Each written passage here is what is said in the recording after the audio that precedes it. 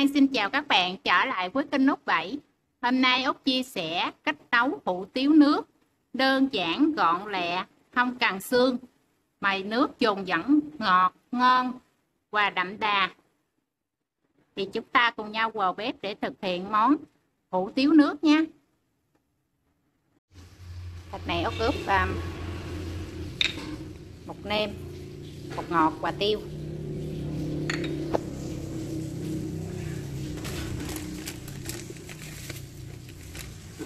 Tí xíu muối và trộn đều lên. Mình bắt thành viên tròn tròn nhỏ nhỏ để vào cái nước hủ tiếu.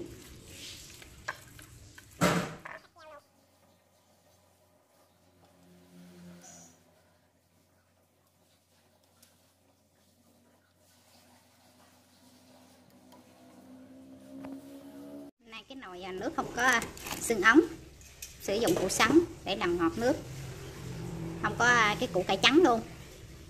Mua nó bị héo héo cho nên không có mua. Thay thế bằng cái củ sắn. Và nó có bọt nè, mình vớt bỏ.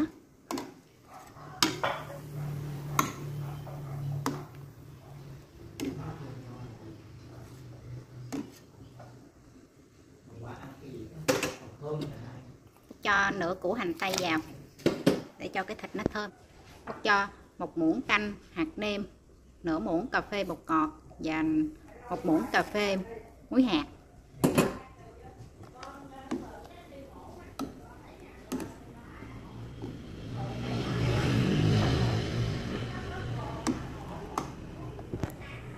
Bên đây Út trụng cái huyết, Út cho tí xíu muối vào nước sôi, Út chần qua.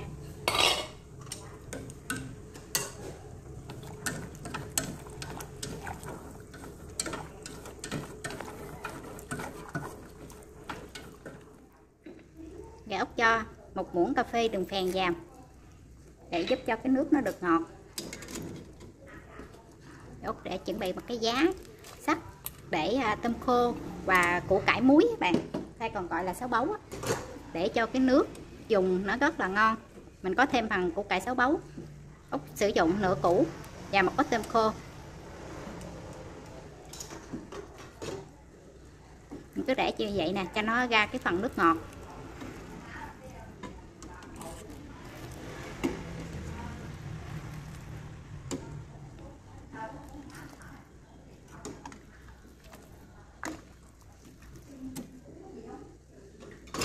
Rồi Út nấu để cho nó ra nước ngọt cái phần này. Và cái phần thịt này Út nắn cục chia nhỏ nhỏ, Út để vào cái nước luộc luôn.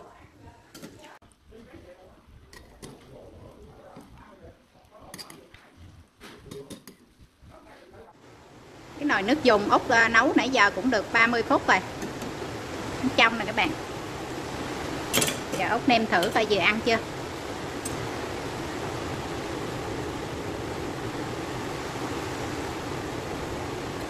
Vừa mặn ngọt gì vừa đó các bạn. Cái nồi nước lèo của mình rất là đặc trưng nha.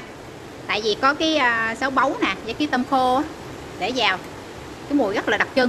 Các bạn cứ thử khi mình nấu hủ tiếu mình cứ để tôm khô và cái củ cải sáo bấu vào đi, ăn cái mùi nước nó rất là ngon. Giờ cái thịt cũng đã chín rồi, Út lấy lên để nguội và sắc nó. Thì cái nước lèo của mình phải vặn lửa thấp nhất để giữ cái độ nóng khi mình ăn. Giờ Út làm cái hành phi và tỏi để khi mình ăn mình chan lên cho nó thơm. Rồi cái hành phi của Út đã vàng, giờ Út tắt bếp và lấy cái lên để mình phi cái tỏi.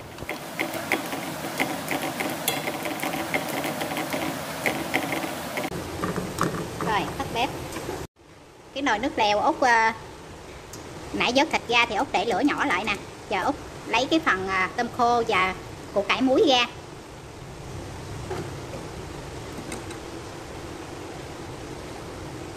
Giờ Út chuẩn bị một cái nồi nước sôi để lát mình trụng cái hủ tiếu hoài giá.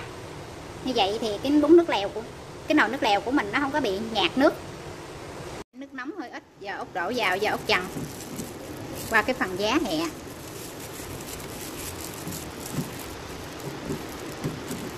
Chần vừa chín tới thôi. Như vậy thì cái giá của mình ăn nó được giòn.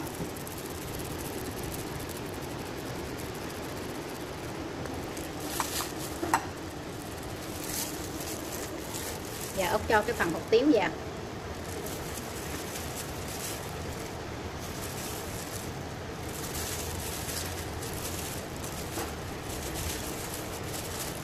Hủ tiếu này ốc cũng rửa qua cái phần nước sôi, nước lã các bạn, và nước muối và nước để lọc bỏ cái phần hủ tiếu chua. Tại vì hủ tiếu người ta làm bán thì người ta làm qua đêm mà mình cẩn thận thì mình làm rửa vài nước lã và nước muối cho nó sạch cái chất chua ra.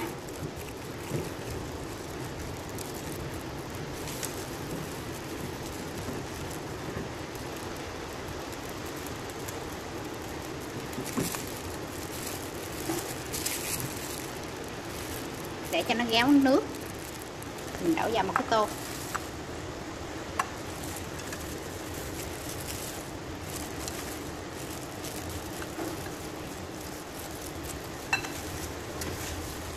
Xong rồi mình đổ nước lèo.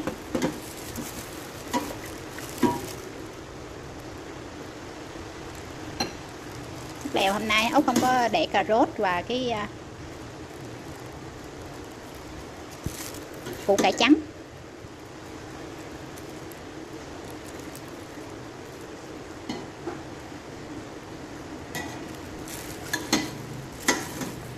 Sau khi hủ tiếu mình chần xong thì Út cho thịt vào.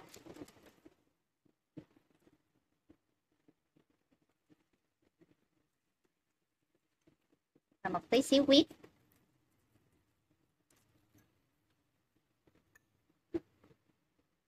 Tí xíu hành phi. Tỏi.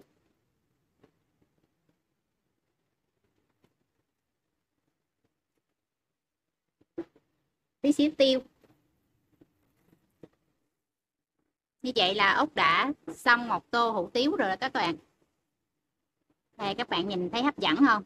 Tuy nó đơn giản nhưng mà cái mùi vị của nó không thua kém gì ở ngoài hàng đâu các bạn. Mình nấu ăn tại nhà rất là ngon và an toàn nữa. Thì video cốt đến đây cũng xin tạm dừng. Hẹn gặp lại các bạn và cả nhà vào video tiếp theo nha.